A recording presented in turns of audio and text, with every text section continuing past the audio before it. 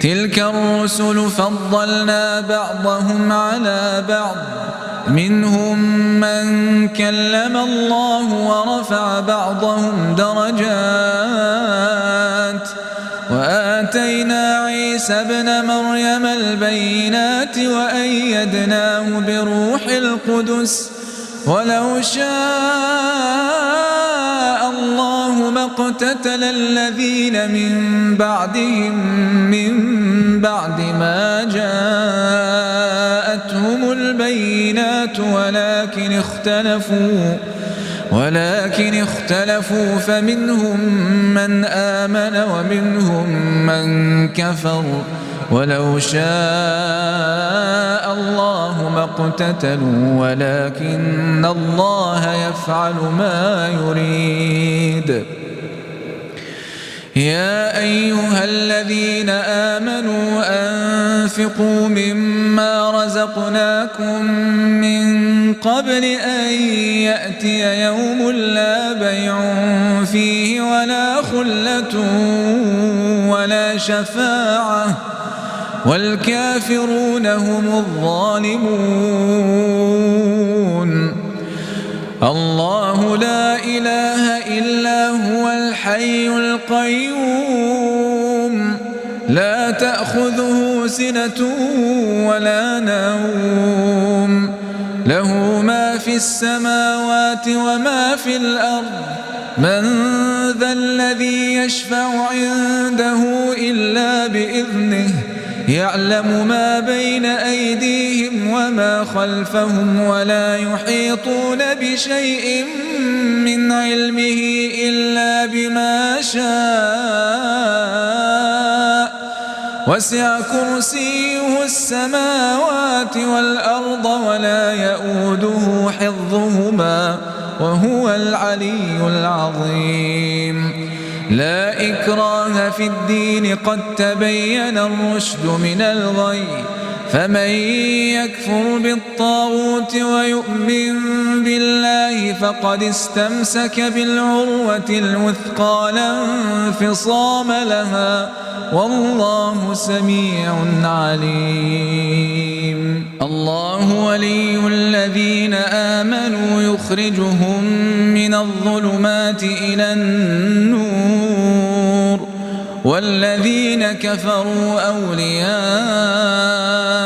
الطاغوت يخرجونهم من النور إلى الظلمات أولئك أصحاب النار هم فيها خالدون. ألم تر إلى الذي حاج إبراهيم في ربه أن آتاه الله الملك إذ قال إبراهيم ربي الذي يحيي ويميت قال أنا أحيي وأميت قال إبراهيم فإن الله يأتي بالشمس من المشرق فأت بها من المغرب فبهت الذي كفر والله لا يهدي القوم الظالمين. أو كالذي مر على قرية وهي خاوية على عروشها قال أنى يحيي هذه الله بعد موتها فأماته الله 100 عام ثم بعثه قال كم لبثت قال لبثت يوما أو بعض يوم قال بل لبثت 100 عام فانظر إلى طعامك وشرابك لم يتسنه وانظر إلى حمارك ولنجعلك آية للناس وانظر إلى العظام كيف ننشزها ثم نكسوها لحما فلما تبين له قال أعلم أن الله على كل شيء قدير. وإذ قال إبراهيم رب أرني كيف تحيي الموتى قال أولم تؤمن قال بلى ولكن ليطمئن قلبي قال فخذ 4 من الطير فصرهن إليك ثم اجعل على كل جبل منهن جزءا ثم ادعهن يأتينك سعيا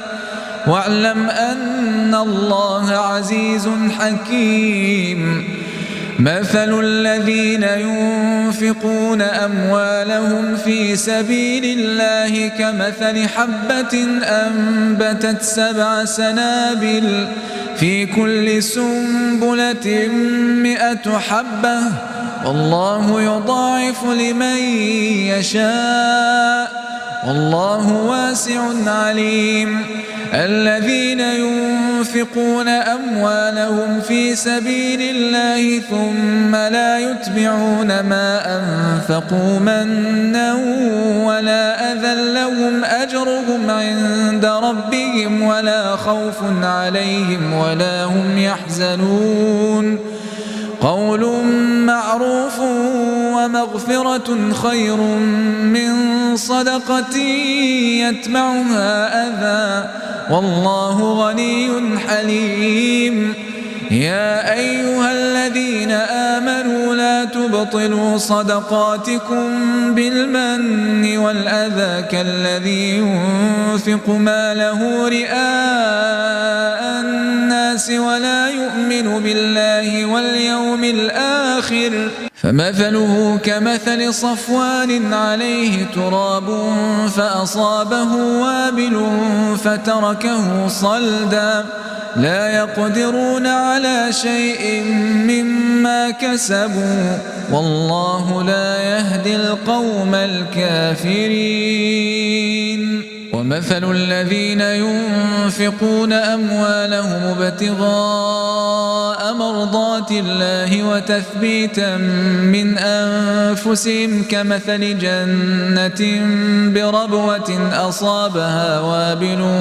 فآتت أكلها ضعفين فإن لم يصبها وابل فطل والله بما تعملون بصير أيود أحدكم أن تكون له جنة من نخيل وأعناب تجري من تحتها الأنهار له فيها من كل الثمرات وأصابه الكبر وله ذرية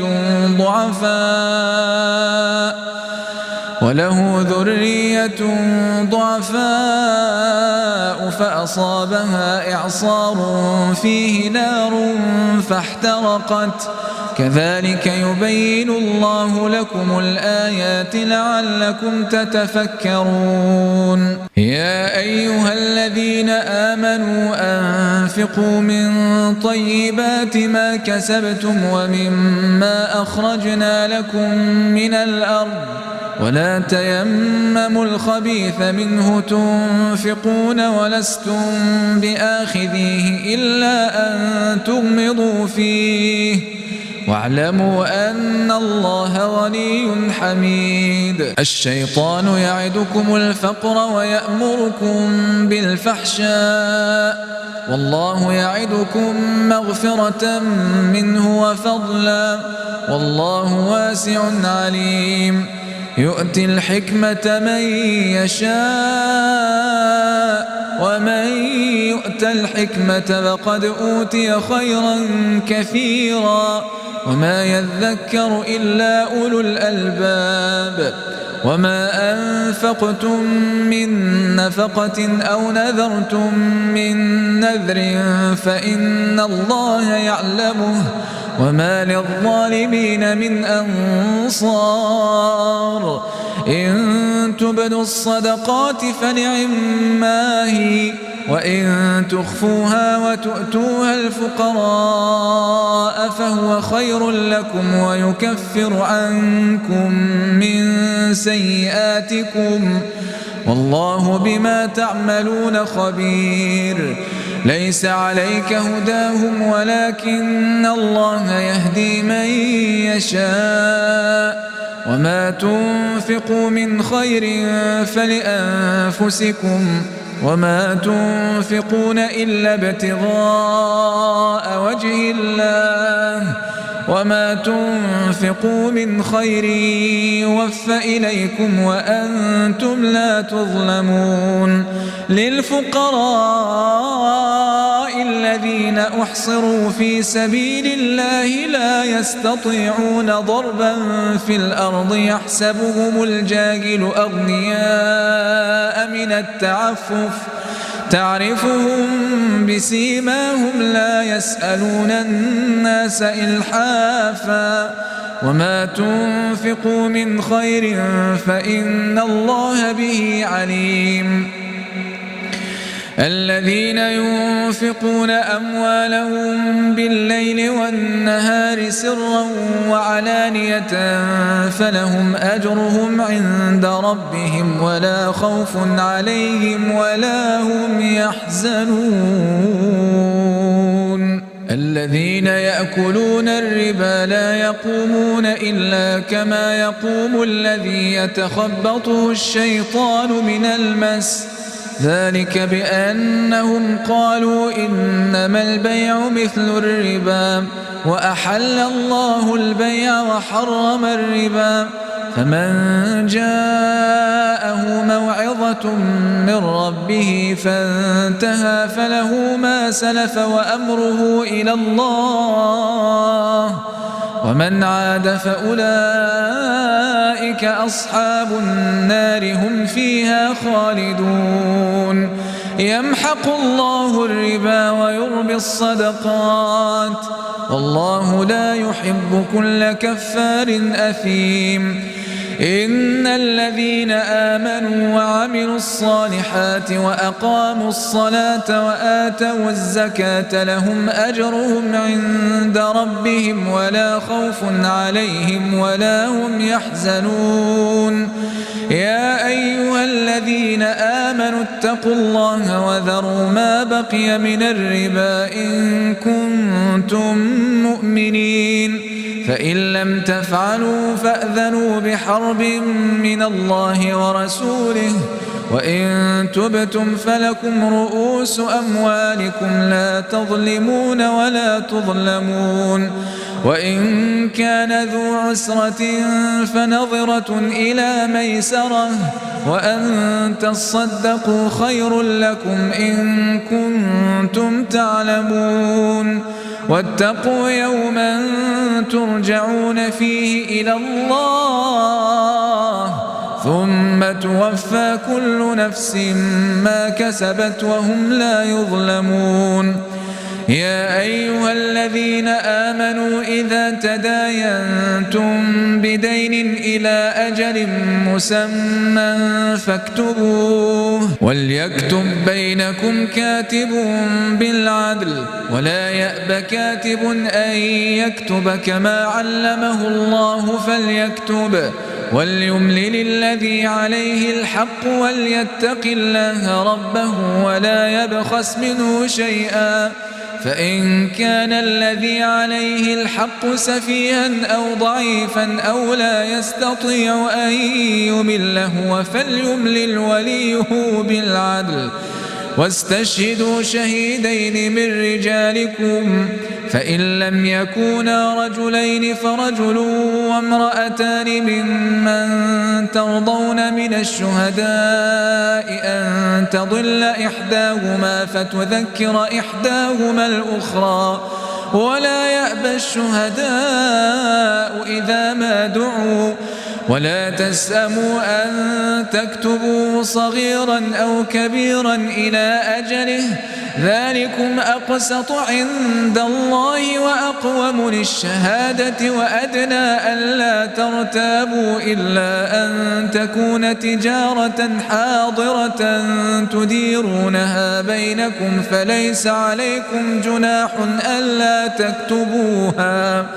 وأشهدوا إذا تبايعتم ولا يضار كاتب ولا شهيد وإن تفعلوا فإنه فسوق بكم واتقوا الله ويعلمكم الله والله بكل شيء عليم. وإن كنتم على سفر ولم تجدوا كاتبا فرهان مقبوضة، فإن أمن بعضكم بعضا فليؤد الذي اؤتمن أمانته وليتق الله ربه ولا تكتموا الشهادة ومن يكتمها فإنه آثم قلبه والله بما تعملون عليم. لله ما في السماوات وما في الأرض، وإن تبدوا ما في أنفسكم أو تخفوه يحاسبكم به الله فيغفر لمن يشاء ويعذب من يشاء والله على كل شيء قدير. آمن الرسول بما أنزل إليه من ربه والمؤمنون كل آمن بالله وملائكته وكتبه ورسله لا نفرق بين أحد من رسله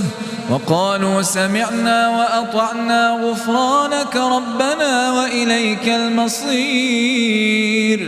لا يكلف الله نفسا إلا وسعها لها ما كسبت وعليها ما اكتسبت ربنا لا تؤاخذنا إن نسينا أو أخطأنا ربنا ولا تحمل علينا إصرا كما حملته على الذين من قبلنا ربنا ولا تحملنا ما لا طاقة لنا به واعف عنا واغفر لنا وارحمنا أنت مولانا فانصرنا على القوم الكافرين. بسم الله الرحمن الرحيم ألف لام ميم الله لا إله إلا هو الحي القيوم نزل عليك الكتاب بالحق مصدقا لما بين يديه وأنزل التوراة والإنجيل من قبل هدى للناس وأنزل الفرقان إن الذين كفروا بآيات الله لهم عذاب شديد والله عزيز ذو انتقام. إن الله لا يخفى عليه شيء في الأرض ولا في السماء هو الذي يصوركم في الأرحام كيف يشاء لا إله إلا هو العزيز الحكيم. هو الذي أنزل عليك الكتاب منه آيات محكمات هن أم الكتاب وأخر متشابهات فأما الذين في قلوبهم زيغ فيتبعون ما تشابه منه ابتغاء الفتنة وابتغاء تاويله وما يعلم تاويله إلا الله والراسخون في العلم يقولون آمنا به كل من عند ربنا وما يذكر إلا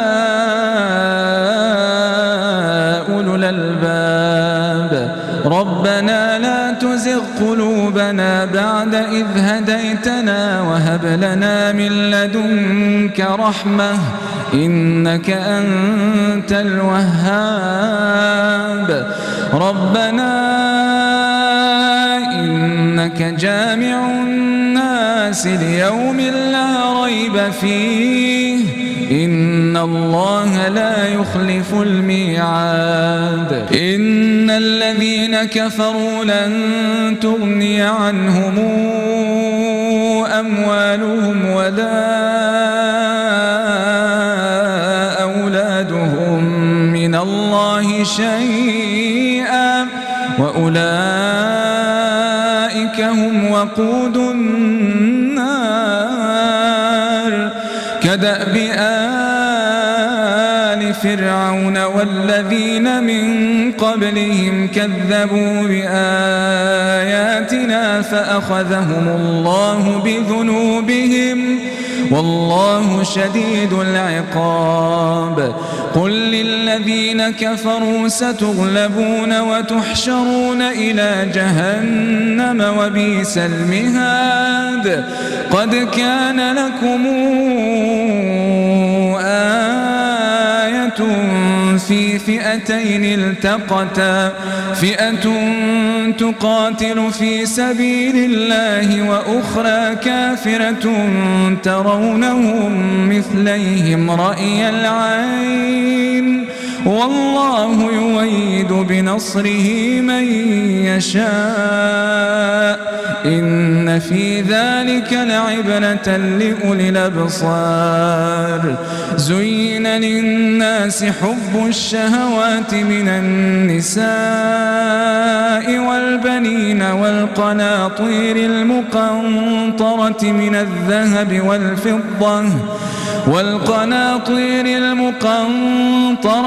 الذهب والفضة والخيل المسومة والأنعام والحرث ذلك متاع الحياة الدنيا والله عنده حسن المآب قل أنبئكم بخير من ذلكم للذين اتقوا عند ربهم جنات تجري من تحتها الأنهار خالدين فيها وأزواج مطهرة ورضوان من الله والله بصير بالعباد الذين يقولون ربنا إننا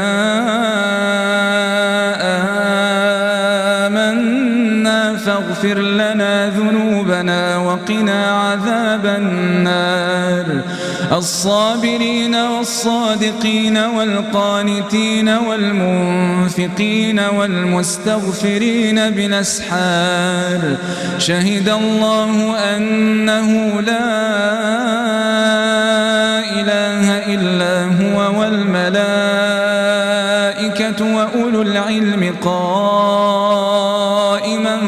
بالقسط لا إله إلا هو العزيز الحكيم إن الدين عند الله الإسلام وما اختلف الذين أوتوا الكتاب إلا من بعد ما جاءهم العلم بغيا بينهم ومن يكفر بآيات الله فإن الله سريع الحساب فإن حاجوك فقل أسلمت وجهي لله ومن اتبعن وقل للذين أوتوا الكتاب والأميين أسلمتم فإن أسلموا فقد اهتدوا وإن تولوا فإنما عليك البلاغ والله بصير بالعباد إن الذين يكفرون بآيات الله ويقتلون النبيين بغير حق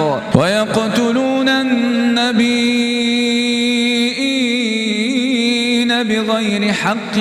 ويقتلون الذين يأمرون بالقسط من الناس فبشرهم بعذاب أليم. أولئك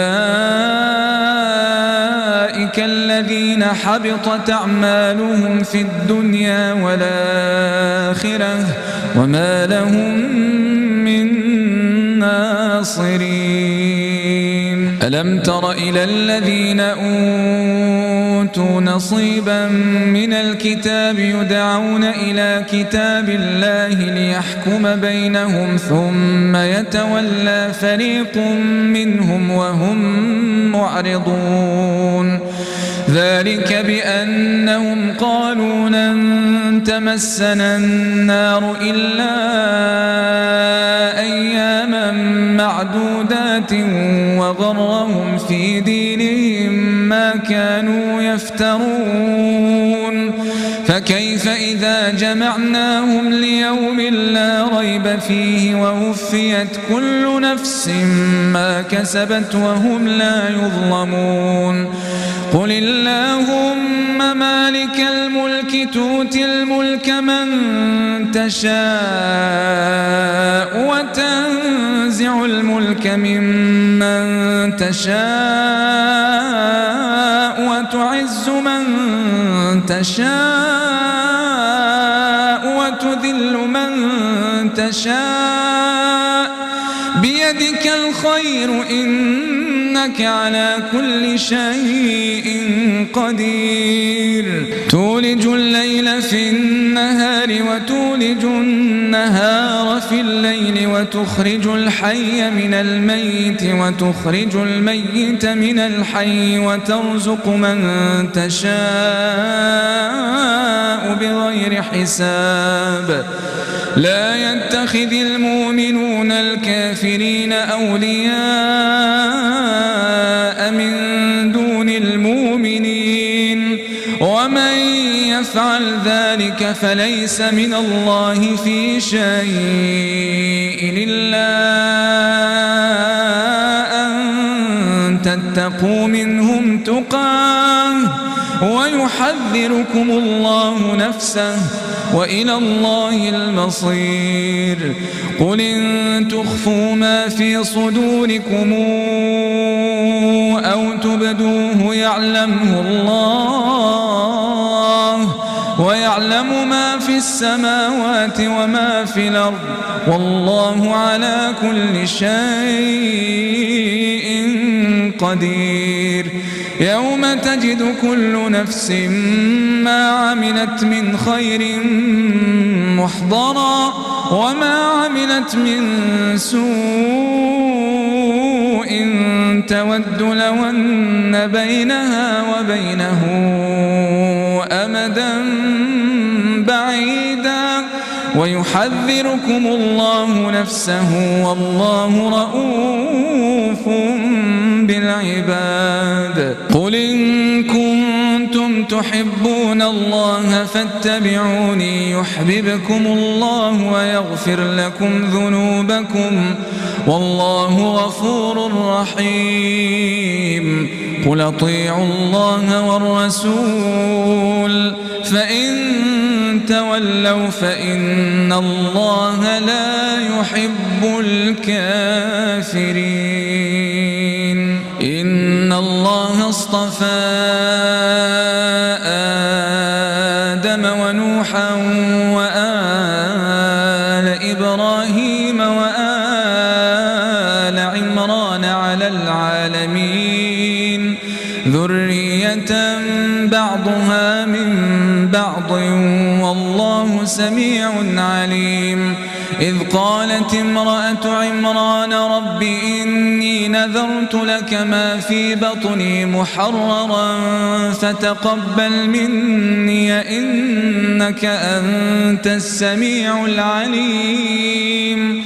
فلما وضعتها قالت رب إني وضعتها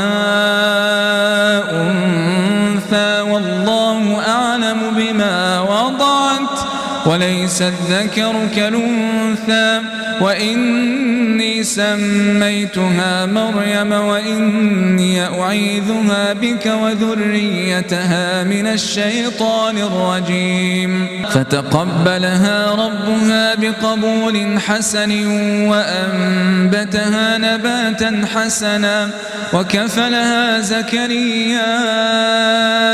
كلما دخل عليها زكريا المحراب وجد عندها رزقا قال يا مريم أنى لك هذا قالت هو من عند الله إن الله يرزق من يشاء بغير حساب هنالك دعا زكريا ربه قال رب هب لي من لدنك ذرية طيبة إنك سميع الدعاء فنادته الملائكة وهو قائم يصلي في المحراب أن الله يبشرك بيحيى مصدقا بكلمة من الله وسيدا وحصورا ونبيا من الصالحين قال رب أنى يكون لي غلام وقد بلغني الكبر وامرأتي عاقر قال كذلك الله يفعل ما يشاء قال رب اجعل لي آية قال آيتك ألا تكلم الناس 3 أيام إلا رمزا واذكر ربك كثيرا وسبح بالعشي والإبكار وإذ قالت الملائكة يا مريم إن الله اصطفاك وطهرك واصطفاك على نساء العالمين يا مريم اقنتي لربك واسجدي واركعي مع الراكعين ذلك من أنباء الغيب نوحيه إليك وما كنت لديهم إذ يلقون أقلامهم أيهم يكفل مريم وما كنت لديهم إذ يختصمون إذ قالت الملائكة يا مريم إن الله يبشرك بكلمة منه اسمه المسيح عيسى بن مريم وجيها في الدنيا والآخرة ومن المقربين ويكلم الناس في المهد وكهلا ومن الصالحين قالت رب أنى يكون لي ولد ولم يمسسني بشر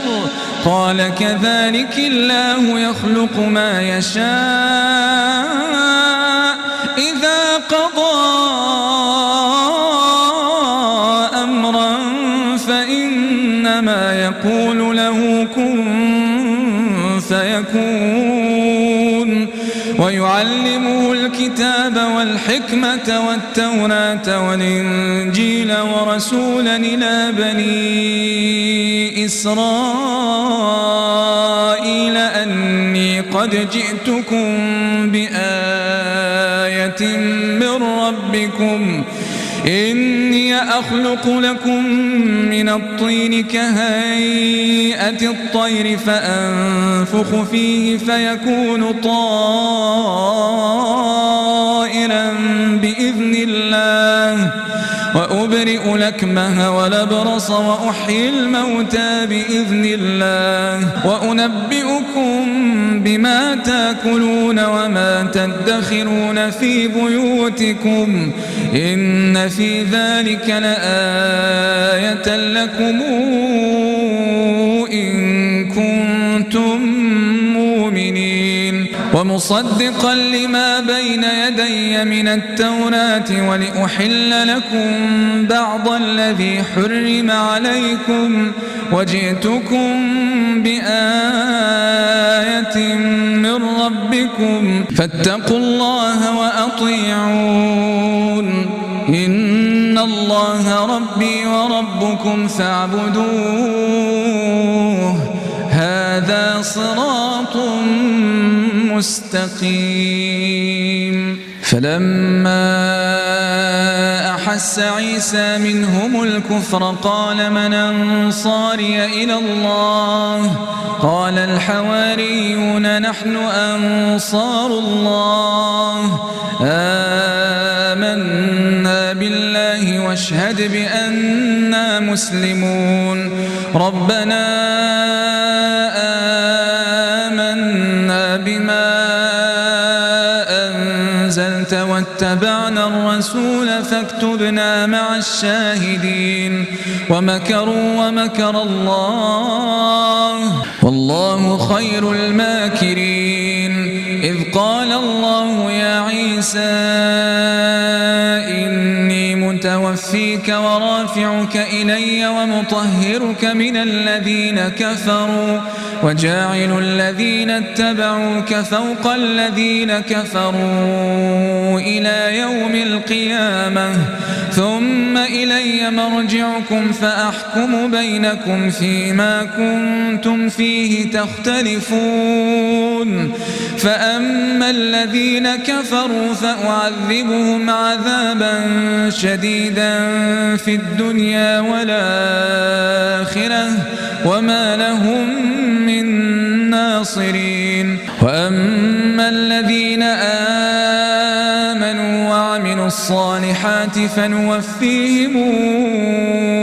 أجورهم والله لا يحب الظالمين. ذلك نتلوه عليك من الآيات والذكر الحكيم.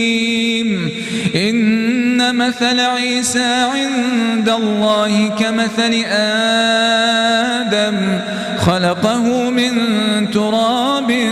ثم قال له كن فيكون الحق من ربك فلا تكن من الممترين. فمن حاجك فيه من بعد ما جاءك من العلم فقل تعالوا ندع أبناءنا وأبناءكم ونساءنا ونساءكم وأنفسنا وأنفسكم ثم نبتهل فنجعل لعنة الله على الكاذبين.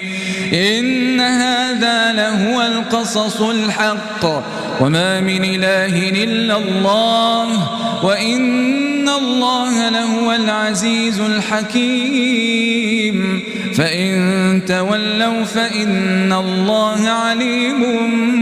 بالمفسدين. قل يا أهل الكتاب تعالوا إلى كلمة سواء بيننا وبينكم ألا نعبد إلا الله ولا نشرك به شيئا ولا يتخذ بعضنا بعضا أربابا من دون الله فإن تولوا فقولوا اشهدوا بأننا مسلمون. يا أهل الكتاب لم تحاجون في إبراهيم وما أنزلت التوراة والإنجيل إلا من بعده أفلا تعقلون.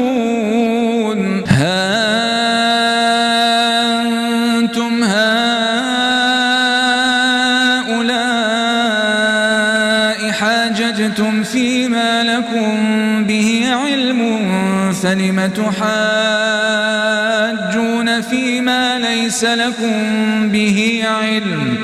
والله يعلم وأنتم لا تعلمون ما كان إبراهيم يهوديا ولا نصرانيا ولكن كان حنيفا مسلما وما كان من المشركين إن أولى الناس بإبراهيم للذين اتبعوه وهذا النبي والذين آمنوا والله ولي المؤمنين ودت طائفة من أهل الكتاب لو يضلونكم وما يضلون إلا أنفسهم وما يشعرون يا أهل الكتاب لم تكفرون بآيات الله وأنتم تشهدون يا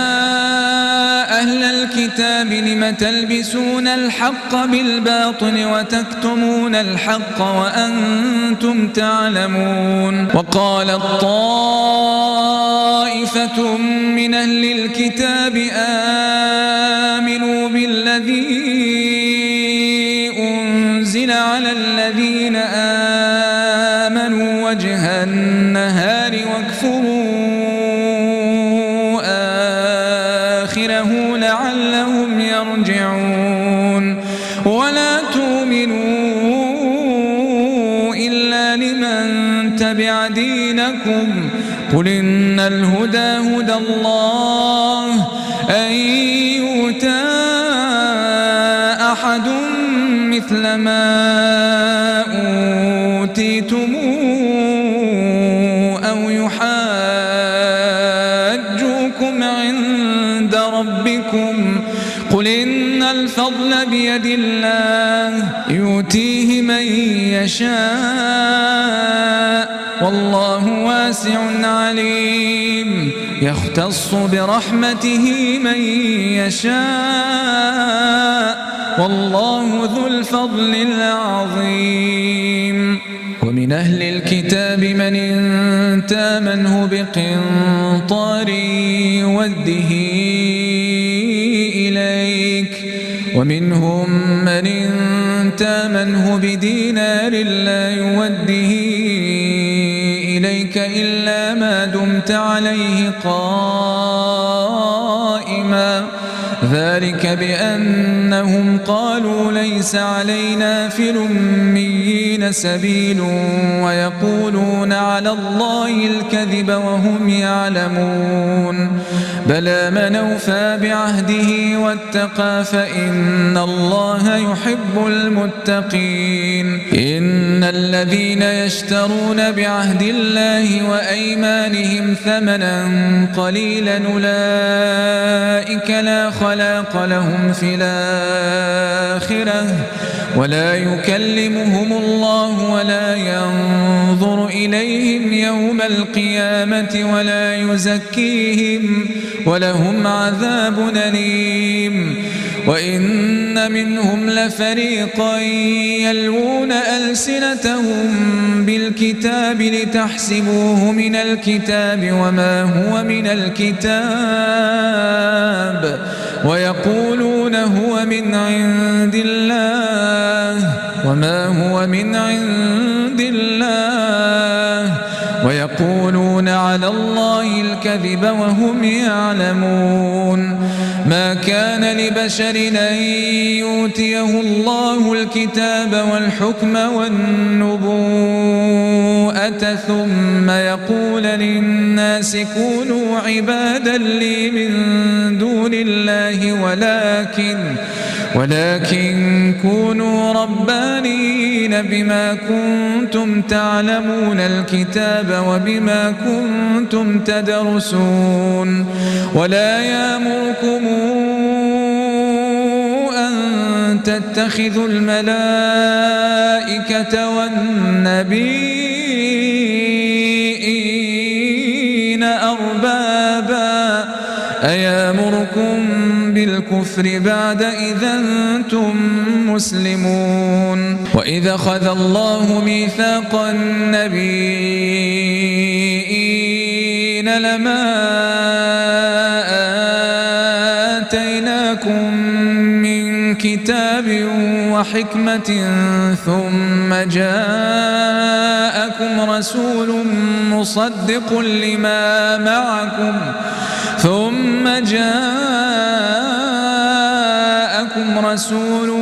مصدق لما معكم لتؤمنن به ولتنصرنه قال أقررتم وأخذتم على ذلكم إصري قالوا أقررنا قال فاشهدوا وأنا معكم من الشاهدين فمن تولى بعد ذلك فأولئك هم الفاسقون أفغير دين الله تبغون وله أسلم من في السماوات والأرض طوعا وكرها وإليه ترجعون قل آمنا بالله وما أنزل علينا وما أنزل على إبراهيم وإسماعيل وإسحاق ويعقوب والأسباط وما أوتي موسى وعيسى والنبيون من ربهم لا نفرق بين أحد منهم ونحن له مسلمون ومن يبتغ غير الإسلام دينا فلن يقبل منه وهو في الآخرة من الخاسرين كيف يهدي الله قوما كفروا بعد إيمانهم وشهدوا أن الرسول حق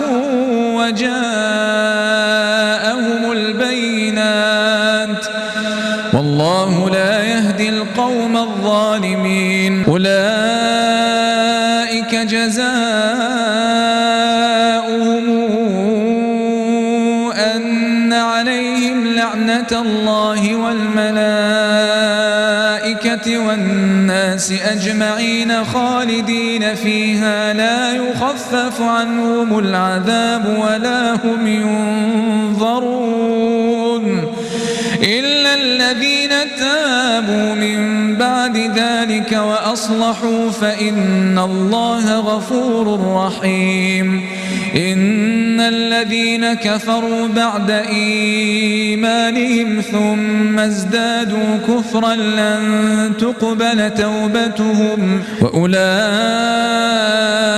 هم الضالون إن الذين كفروا وماتوا وهم كفار فلن يقبل من أحدهم ملء الأرض ذهبا ولو افتدى به أولئك لهم عذاب أليم وما لهم من ناصرين